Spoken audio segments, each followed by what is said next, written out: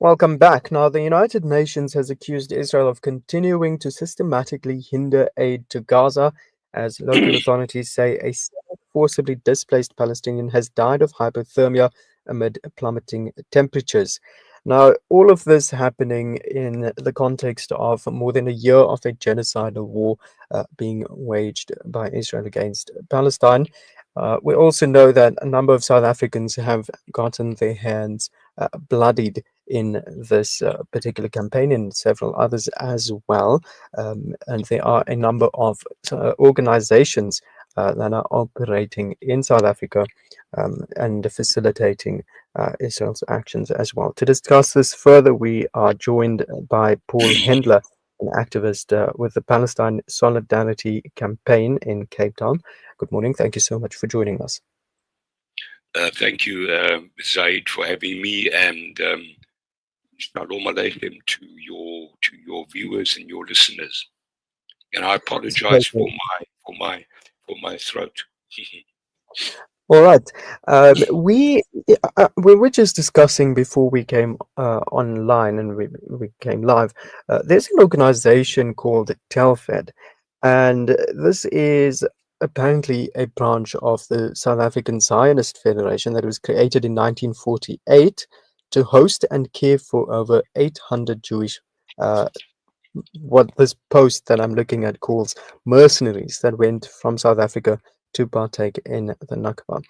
And ever since then, TELFED facilitates the ongoing genocide by promoting settlers to squat in Israel, by promoting and facilitating and funding white Jewish bloodthirsty men to go to Israel to join the Israeli offensive forces. Now, that's a very loaded post that we've come across.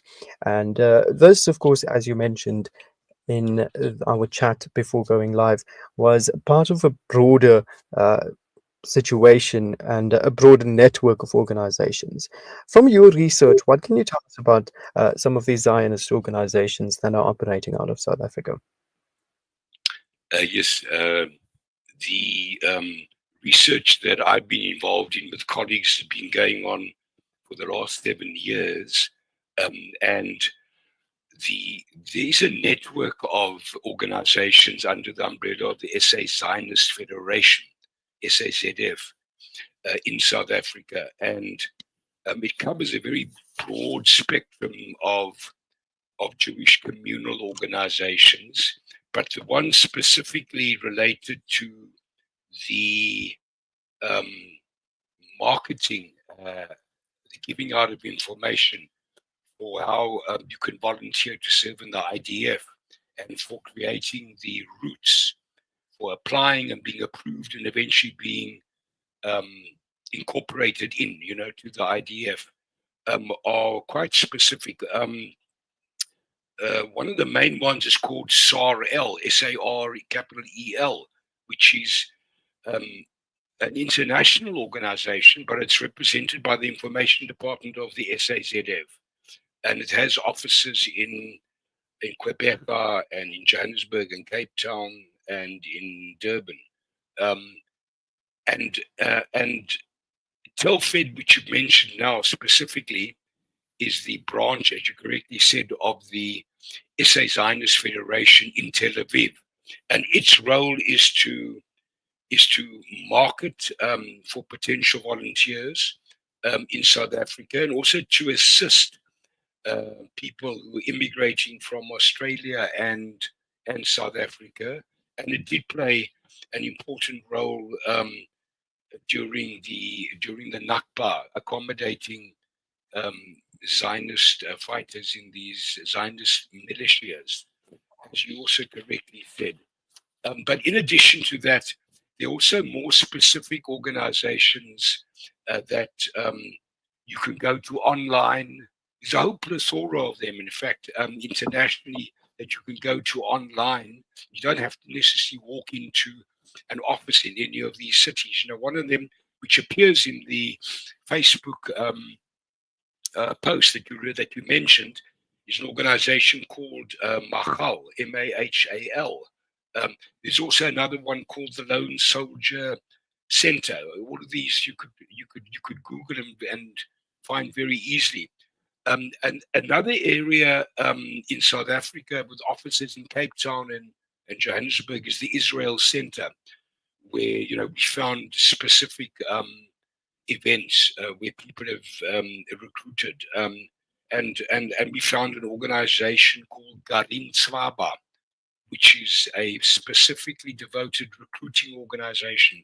I said earlier that there's a plethora of these. Okay, I, I haven't mentioned the others, but um, there, there, there, there, there are so many of them that it actually gets quite confusing after a while. But it shows, in my mind, a willingness and a commitment from the diasporic Zionist community to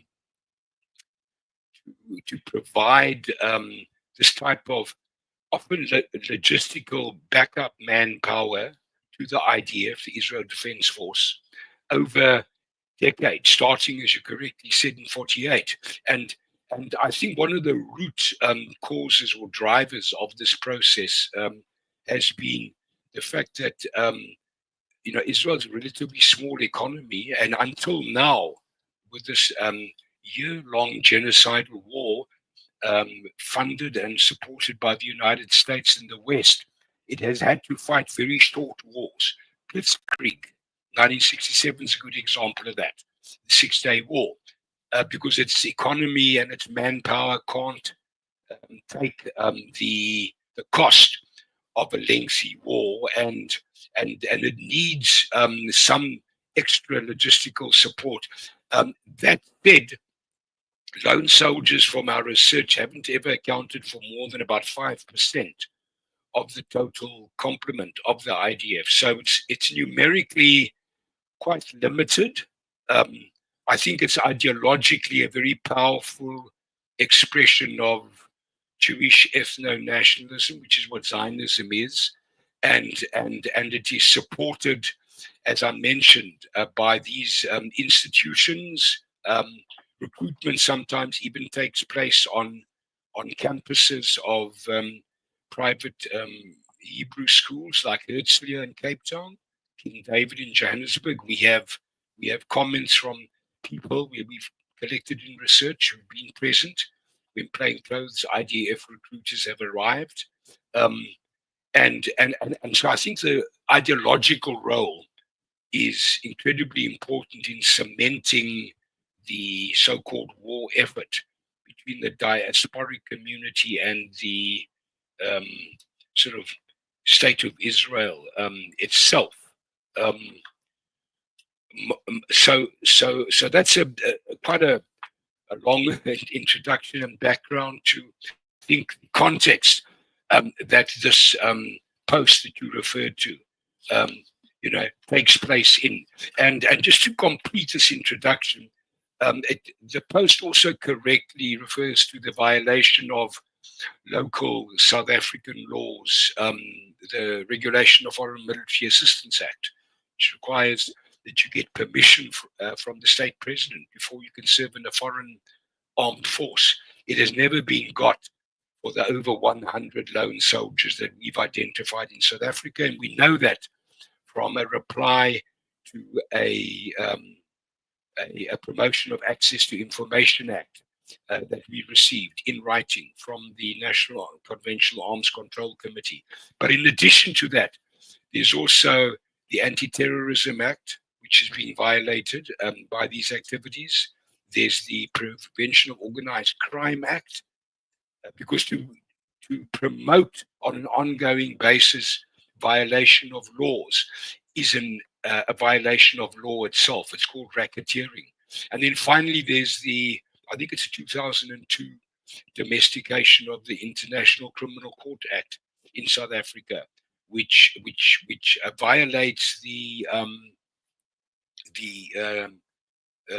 Statute of Rome uh, uh, regulations that include actually the Genocide Convention, um, which is being violated by this type of activity. Now, what are some of the motivations behind these soldiers or people being recruited from South Africa um, to then go over to Israel and participate in the military there? Well, that's a very interesting question. And the post you referred to stresses what it calls the mercenary side. In other words, they're getting material benefits and they're going, and it suggests they only, what implies they're going mainly for those reasons. They also get other benefits of being in Israel, which are not material but have a material implication, like free housing, subsidized rental, healthcare, etc., etc. Okay, um, I have heard about, and I have no verification for this, about some of these lone soldiers getting paid something like $4,000 a month, US dollars, which certainly would indicate a relatively large sum of money that is not easily earnable in South Africa by young people. You're talking about people often recently out of school, certainly below the age of 24, even 23, and but as I say, I don't have evidence of that. What I do pick up from this post that you referred to is the is that your typical lone soldier, according to evidence they collected, official evidence, earns about $421 a month, which is a 10 times less than the 4,000. And so I question the extent of the monetary return being a primary motivator. I think what's far more likely is a, an ethno-nationalist ideology that you have been brought up in a Zionist supporting household. Um, you've been imbued with it in um, a private Hebrew school like Herzliya in Cape Town or King David in Johannesburg, and it's all based on the idea that the rest of the world um, is inherently anti-Semitic, and that the next genocide of the Jews is only a matter of time, and therefore you have to be on the ready to go and fight in your homeland against an amorphous sort of um, savagery, if I can use that word, that is already threatening to wipe us out. And what's also linked to that process, and there's been quite a bit of work done on the psychology of it by, I was looking at um, a psychoanalytic conference, which actually spent a lot, this is over the last few days, which internationally, which spent quite a lot of time looking at the character formations um, and how people in a very, very insecure world find their connection and their security by being part of a group, and that group is defined as under threat. And in this case, the Jewish nation, as conceived by Zionists, with a state that needs to kill or be killed. Um, that is a psychology that creates quite deep unconscious mechanisms. Uh, One of them is sadomasochism, that actually links you in your identity to the tribe, to the broader group, and gives you the type of um, identity security in a world that you, in your own, we could say, paranoia, perceive as highly dangerous. And it's not very different from other extreme forms of ethno-nationalism that we've seen historically. And I think just to end that off, because that's the whole area that I'm not a psychoanalyst, although I've taken interest in what they say, but that's a whole different area to what we are maybe talking about, although you question what the motivation could be. So I try to give that as a way of answering, your question. But I wanted to end off by saying, when I look at some of, and I looked at quite a few of these videos online, which show the sadistic delight that many of these lone soldiers, some of them also from South Africa by identification, take in being part of sniper groups, shooting children, in blowing up houses, in the absolute wanton destruction. And so there's something about seeing those images and people dancing around in a state of heightened rage and satisfaction at this destruction that lends veracity to the sadomasochistic psychoanalytic sort of mechanism that these people were exploring at the conference I mentioned to you. Absolutely. Now, Paul, I think I'm going to have to ask you to hang on a bit. We do need to take an ad break. When we come back, though, I would really like to discuss the response of South African authorities. I mean, you mentioned that a number of laws are possibly being breached in this whole process. So if we can just take a quick break, we'll come back and discuss that further. Sure.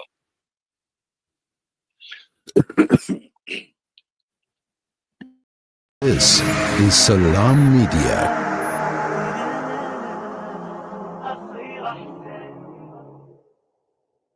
World-class financial services only at Sapphire Global, your financial partner. If you are looking for Islamic, Sharia, and ethical financial products, look no further. Sapphire Global offers a wide range of financial service offerings from short-term to life and investments. A full-service center with all financial requirements under one brand. Our highly skilled and experienced consultants are ready to help protect your financial future. Contact us on 041 001 0184 or visit our website on www.sapphireglobalfs.com. Sapphire Global is an authorized financial services provider.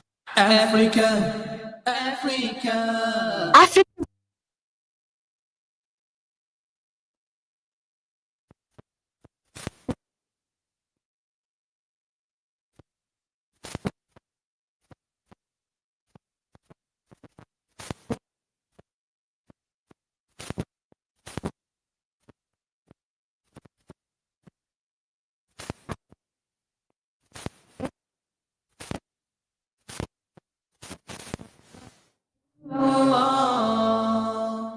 Shimmer, sparkle, captivate.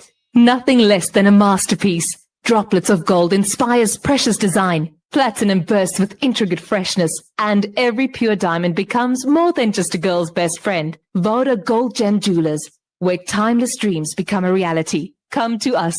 We tailor-make designer gold, platinum, and diamond jewelry. Trade in or remodel your old gold. Clad yourself with classy name-branded watches. We offer insurance valuation and freezer card calculation. Visit us at 534 Ridge Road, Overport, or call 031 208 9142. Voda Gold Gem Jewelers, manufacturers of fine gold and diamond jewelry. Help us.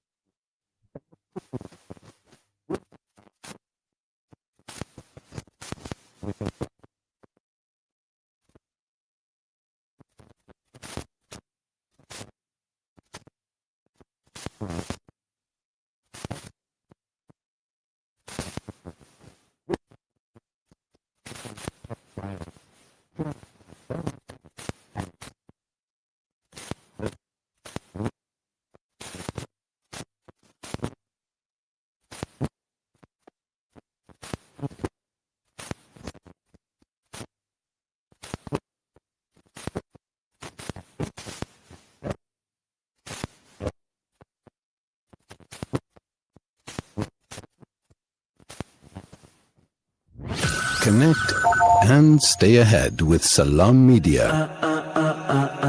This is Salam Media, coming to you live from South Africa. Welcome back. You are tuned into Salam Media. This is News and Views with myself, Syed Jadwat. It's exactly 2 minutes after 9 a.m. Central African time. We are discussing the recruitment of South Africans to participate in the Israeli Defense Forces, as well as a number of organizations in South Africa that facilitate this. And we are speaking to Paul Hendler, an activist on this. And just before the break, we were speaking about the various organizations that are operating out of South Africa. But now we're also moving on to discuss the authorities in South Africa in instances where people have been identified. We know of people who have made the decision to participate in Israel's defense force, and what are the consequences for that? Paul, thank you so much for staying with us. Before the break, you did mention there were instances of people who are going over. They are possibly breaching the law. Have any organizations or activists made any efforts to bring this to the attention of authorities in South Africa, and what has been the response, if so?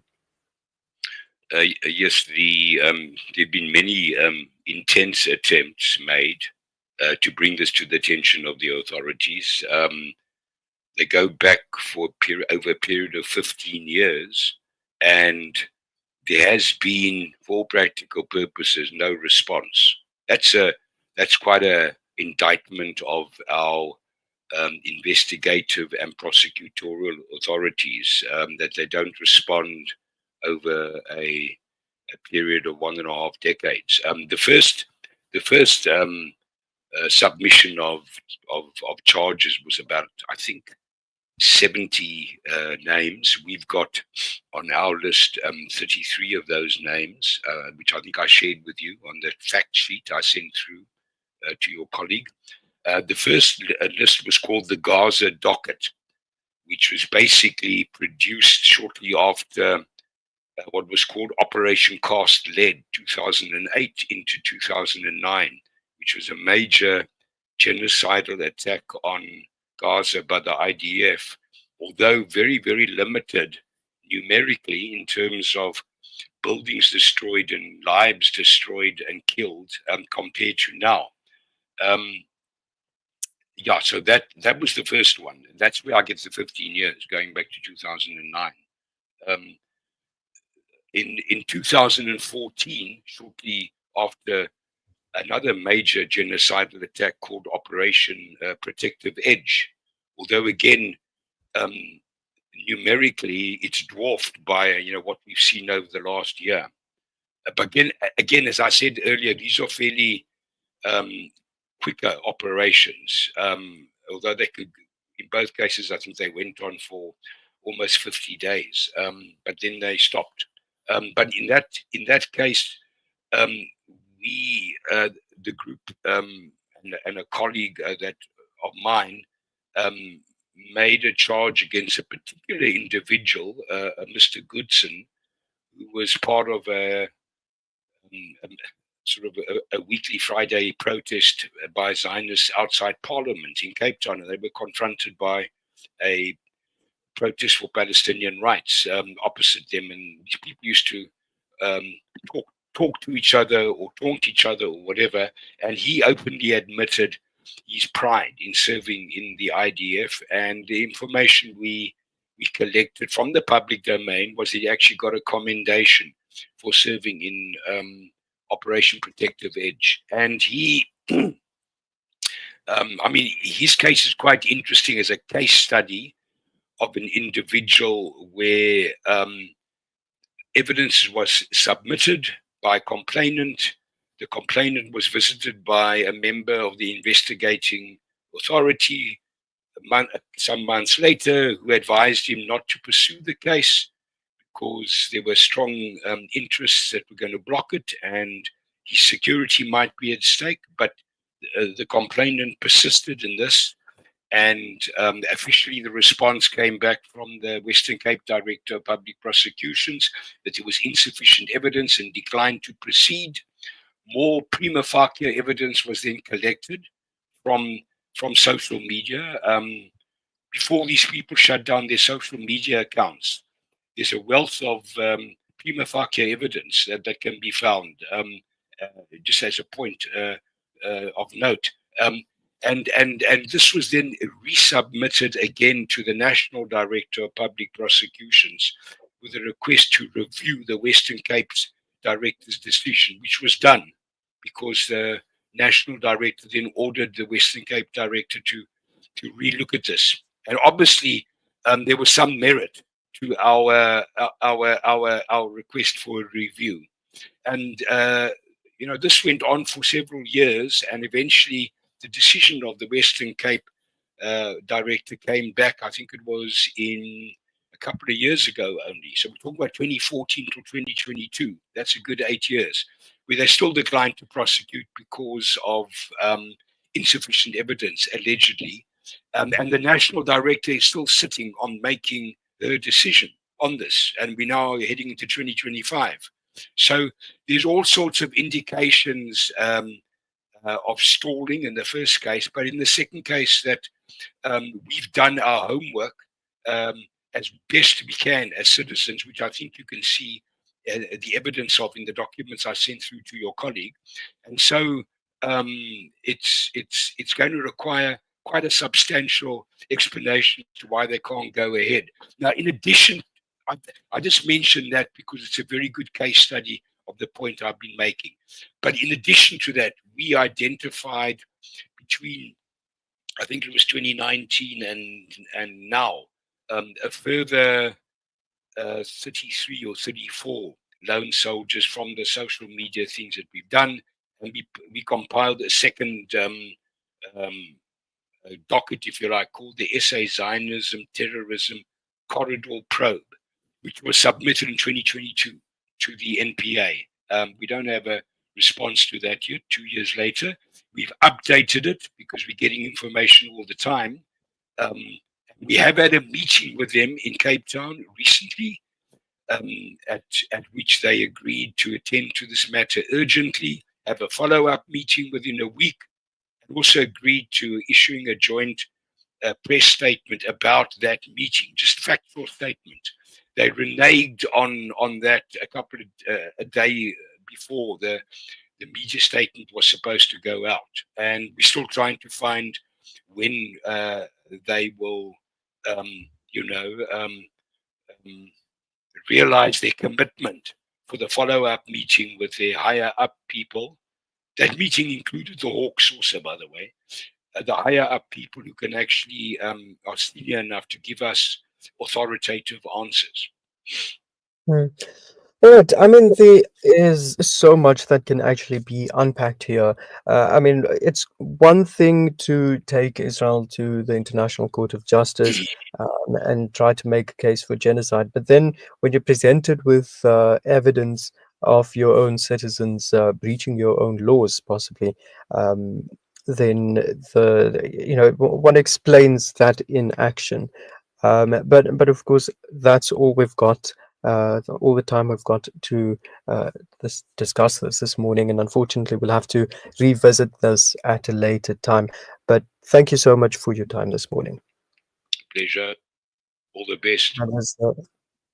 That was Paul Hendler, activist, speaking to us about the situation regarding organizations, Zionist organizations operating out of South Africa, and the various motivations behind the work that they do and the effects of that. We'll take a break. When we come back, we'll continue with the show. Please stay with us.